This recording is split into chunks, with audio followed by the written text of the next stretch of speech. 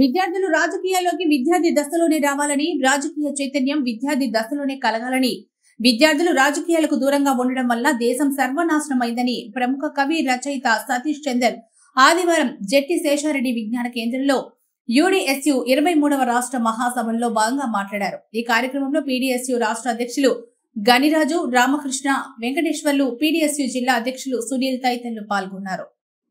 రాజకీయాల్లోకి వస్తే నష్టపోతారనేటువంటి వాదనని చాలా విజయవంతంగా తీసుకొచ్చారు. అది చాలా దుర్మార్గమైనటువంటి ఆలోచన. ఎందుకోసమంటే నిజానికి విద్యార్థులు రాజకీయాల్లో లేకపోవడం వల్లనే, రాకపోవడం వల్లనే రాజకీయాలు భ్రష్టుపట్టాయి. నిజానికి రాజకీయ చైతన్యం విద్యార్థుల్లో కలిగించిన నాడే ఆయా వ్యవస్థలు, ఆయా దేశాలు బాగుపడ్డాయి. కాబట్టి ఒకప్పుడు విద్యార్థి యూనియన్స్ ప్రతి కళాశాలలో ఉండేవి.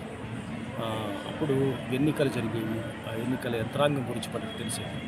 ఇప్పుడు అసలు దాదాపుగా కార్పొరేట్ విద్య వచ్చిన తర్వాత అసలు ఒక రాజకీయాలన్నా, ఎన్నికలన్నా, ఇతర ప్రజాస్వామ్యమన్నా, లేకపోతే ఇలాంటి రాజకీయ సిద్ధాంతాలన్నా వాటికి దూరంగా ఐటీ విద్యను నేర్పిస్తున్నారు. వాళ్ళు తిరిగి వెళ్ళిన తర్వాత సమాజానికి పెద్దగా పనికిరకుండా పోతున్నారు. కేవలం ఏదో సేవా సంస్థ, కొద్దిగా హృదయం ఉన్నవాడు 1-2 సేవా సంస్థలు పెట్టుకున్నారు, కానీ రాజకీయాల మార్పు కోసం వాళ్ళు కృషి చేయడం.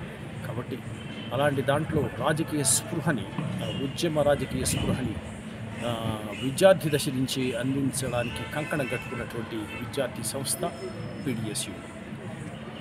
జార్జి రెడ్డి, జంపాల ప్రసాద్ స్ఫూర్తితో అభిప్రాయించినటువంటి ఈ సంఘం ఎప్పటి నుంచో కృషి చేస్తుంది, అనేక ఉద్యమాలను సృష్టించింది.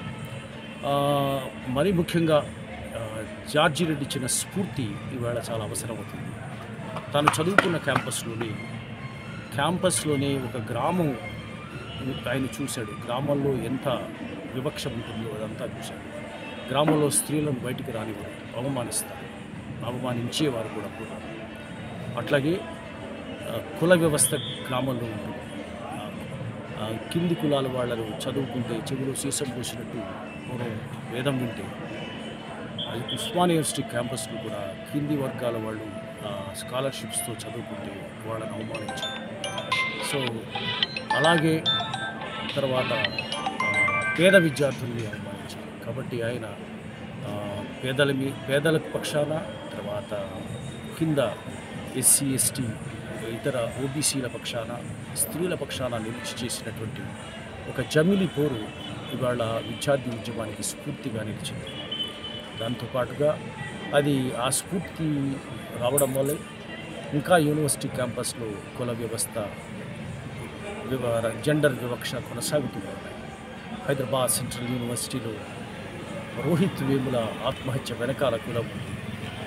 కాబట్టి కింది వర్గాల నుంచి వచ్చిన వాళ్ళు, కింది కులాల నుంచి వచ్చిన వాళ్ళు పెద్ద చదువులు చదవడం పట్ల అక్కడుండే ఆచార్యులకే నచ్చని పరిస్థితులు వాళ్ళు ఆ క్యాంపస్లోనే మేము వెలివాడలో ఉన్నామని ప్రకటిస్తూ అక్కడ దీక్ష చేస్తూ ఆ సందర్భంగా రోహిత్ వేముల ఇక క్షీణించి ఆత్మహత్య చేసుకుని చనిపోయారు. ఈ రెండు వాస్తవం.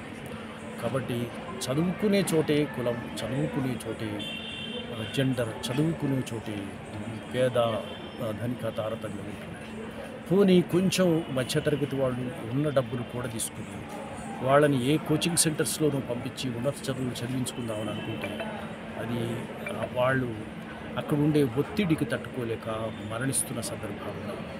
2021 గణాంకాలే కాదు, 2022 గణాంకాలు కూడా ఈ వాస్తవాన్ని చెబుతున్నాయి. మనకు తెలుగు రాష్ట్రాలు తీసుకుంటే తెలంగాణలో